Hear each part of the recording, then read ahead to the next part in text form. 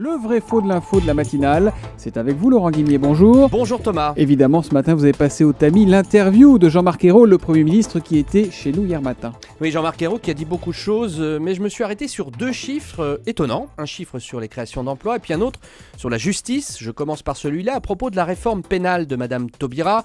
Une réforme de la justice de plus. Le Premier ministre s'est défendu. La droite n'a pas de leçons à nous donner. C'est Sarkozy qui a mis le bazar dans le code pénal. La droite qui n'arrête pas de hurler.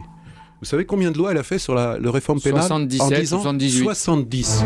Alors c'est effectivement impressionnant, 70 lois sur la réforme pénale sous la majorité précédente. La vraie question, c'est est-ce que c'est vrai ou est-ce que c'est faux, monsieur Guimier? Alors, c'est faux, dit comme ça, c'est faux. La réalité, la voilà, et je l'ai obtenue d'un député socialiste, monsieur Urvoas, dont on ne va pas me dire qu'il veut particulièrement du mal au Premier ministre. La droite n'a pas fait 70 lois sur la réforme pénale. La vérité, c'est que le code pénal et le code de procédure pénale ont été modifiés 70 fois. C'est un détail mais, qui compte.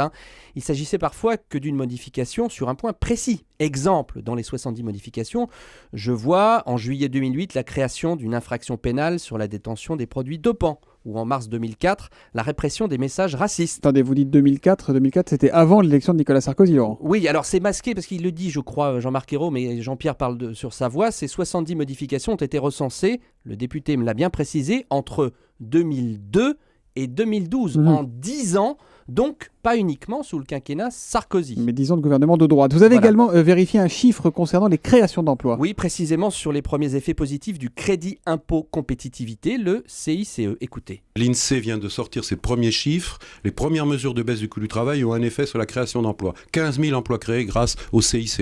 15 000 emplois créés grâce au crédit impôt compétitivité emploi, c'est vrai ou c'est faux là encore? Vrai, si l'on se fie à l'INSEE qu'on a joint hier, mais attention, nous a bien dit l'INSEE, c'est pas un décompte, c'est pas un inventaire entreprise par entreprise, c'est une estimation selon un modèle très classique.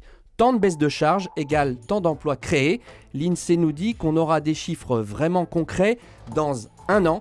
Mais je crois qu'aujourd'hui, les personnes qui suivent l'évaluation du CICE doivent communiquer. Donc on aura peut-être des précisions dans les prochaines éditions. De très près. Merci Laurent Guimier. Le vrai faux de l'info revient demain matin à 8h30 sur Europe.